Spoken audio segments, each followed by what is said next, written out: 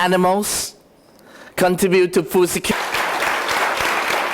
2026 оныг бэлчээр ба нүүдлийн мал аж ахуй эрхлэгчдийн олон улсын жил болгон зарласан. Монгол улсын ерөнхийлөгч бүгд найрамдах тал улсад хийсэн төрийн ажлын хүрээнд Ром хотноо бэлчээр ба нүүдлийн мал аж ахуй эрхлэгчдийн олон улсын жилийн нээлтэнд оролцсон. Тэгвэл өнөөдөр Монгол улсад аль биесний нээлттэй хэлээ. Дэлхийн нийт газар нутгийн талаас илүү хувийг эзлэх бэлчээр нутагт өнөөдрийн байдлаар 200 гаруй сая хүн мал аж ахуй эрхлэн амьдарч байна. Судалгаагаар Монгол улсын газар нутгийн 80% цөлжилт бий болсон. Тэр дундаа малчтын аж амьдралын их усруулсан газруудад илүү өртөж байгаа нь анхаарал татаж байгаамаа.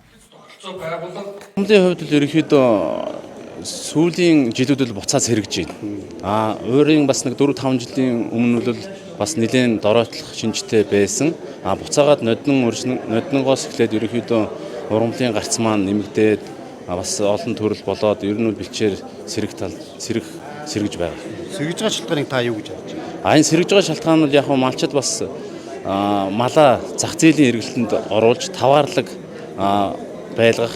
Дээр нь бас манай суманд бас нөгөө 2023-24 онд бас нэлээд байгалийн зууд болсон. Түүнтэй холбогдуулаад малын тоо толгой бас ерөөхдөө бас тодорхой хэмжээгээр буурсан.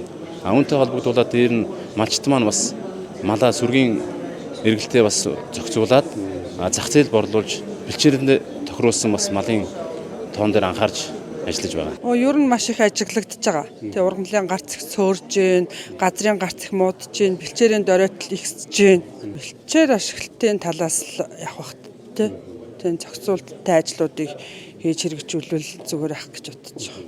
Энэ жил ер нь өвлжилт ямар вэ? Энэ жил өвлжилт маш сайхан байгаа. Ойр эдэн жил дохоогоогүй гоё үнэтэй сайхан өвөл болж байгаа. Сүүлийн эдэн жилүүд ерөнхийдөө их гантай. Тэгээ өвөл бол бас их хүнд өвлүүд болж байгаа. Тэгээд нөгөө байгалийнхаа өвлжилтийнхоо бэлчээрийнхаа нөөцийг ашиглан нэг жалгийнхаа их үүдийг аль болох борг өвсөө бараадаж тийм малчид маань отор нүүдлийг маш ихээр хийж байгаа. Бэлчээр ер нь айгу муутсан байсан. Одооноос нэг жоохон сайхан сэргэж. Чин мал аж ахуй зүүн чанар зүйлэх тал дээр л анхаарч байна гэж бодож байгаа. Бэлчээр гол дороотж байгаа шалтгааныг та юу гэж харж байгаа? Мал их өссөнийг бэлчээрийн даас дийлэхгүй. Чанар дээр нь одоо анхаарч махны чиглэлийн гозуухныг одоо үйлдвэр угсаагийн сайжруулж тэгж мал. Аны хувьд яг аль чиглэлээр илүү малаа үржүүлж байна? Одоо өхөр хонь хоёр л тэгж үржүүлж байна. Манай улс дэлхийд бэлчээрийн талбайгаараа эхний 11-т багтдаг бэлчээрийн мал аж ахуйн орон. Судлаачдын зүгээс зөвхөн малчид цөлжөт бий болгож байгаа гэх мэт ярих нь үндэслэлгүй гэдгийг шүүмжилж байлаа.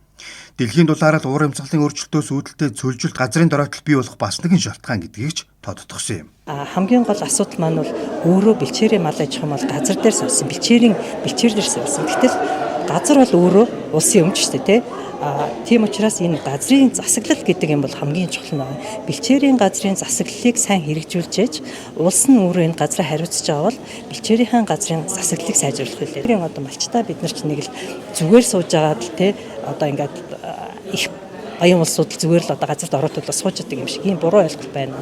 Үнэхээр малчид байхгүй бол Монгол байхгүй. Энэ өв соёл байхгүй. Монголыг хэн сонирхож ирж байна? Бэлчээр нүүдлийн соёлоос нь болж сонирхож ирж байна. Бэлчээр ба нүүдлийн мал аж ахуй эрхлэгчдийн олон улсын жилийн хүрээнд олон нийтийн мэдлэгийг нэмэгдүүлэх, орчин үеийн хэрэгцээг хангахын тулд мал аж ахуйн мэдлэг, инновацийг дэмжих, нотлогоонд суурилсан бодлого, хууль тогтоомжийг дэмжихэд илүү анхаарах юм байна. Түүнчлэн салбарын яамнаас хуульд нэмэлт өөрчлөлт оруулахаар төлөвлөж байгаа гэлээ. Бэлчээрийн асуудал буюу одоо rangeland-ийн асуудал бол одоо дэлхийд даяар бас тулгамдсан асуудал болоод нийт дэлхийн газар нутгийн 40 гаруй хувь нь бол дороотсон байна. За Монгол улсын нийт газар нутгийн одоо 70 гаруй хувь нь дороотсон буюу нэн одоо дороотсон ангилалт бол багтсан байна. Тийм ч учраас бол энэ дэлхийд дахинд бол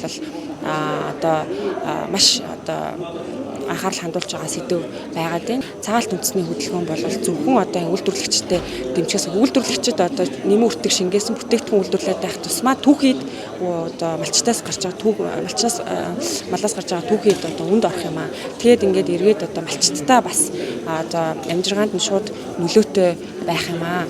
Манай янаас бол тодорхой хэдэн ажлуудыг энэ одоо олон улсын жилийн хүрээнд санаачлан хууль эрх зүйд өөрчлөлт оруулахаар ажиллаж байна. Газрын тухай хуульд одоо үжийн аваржааны доорх газар олгох болон одоо худаг гүний цооног гарах энэ хоорондын доод цаг одоо тогтоох эрхийг аймгийн хуралд өгөх өвлжийн авар заны газрыг одоо арилжих те илүү одоо олон мянган адуутай, олон мянган ямаатай энэ хүмүүст одоо арилжиж явах юм уу эсвэл одоо бэлчээрээ тэ зөв зохистой одоо хоорондын энэ зайгаа одоо барьж тэ одоо уламжлалын дагуу ингэж сэлгэн нүүдлэж явах уу гэдэг асуудал бол бас их анхаарал хандсан. Тэгээ энд одоо эрх зүйн өөрчлөлт, хууль эрх зүйн өөрчлөлт оруулахаар одоо ажиллана. Олон улсынчлалын хүрээндээ Монгол улс олон улсын түвшинд хамтын ажиллагаа өрнүүлэхэд дотооддоо бүх талгууд хамтран ажиллах, малчид хөдөөгийн иргэд орон нутгийн байгууллагууд үр өгөөчтэй дэмжлэг үзүүлэх арга зам, их усүрийг шийдэх чухал цаг үе гэдгийг эрдэмтэн судлаачид малчдын төлөөлөл хэлж байна.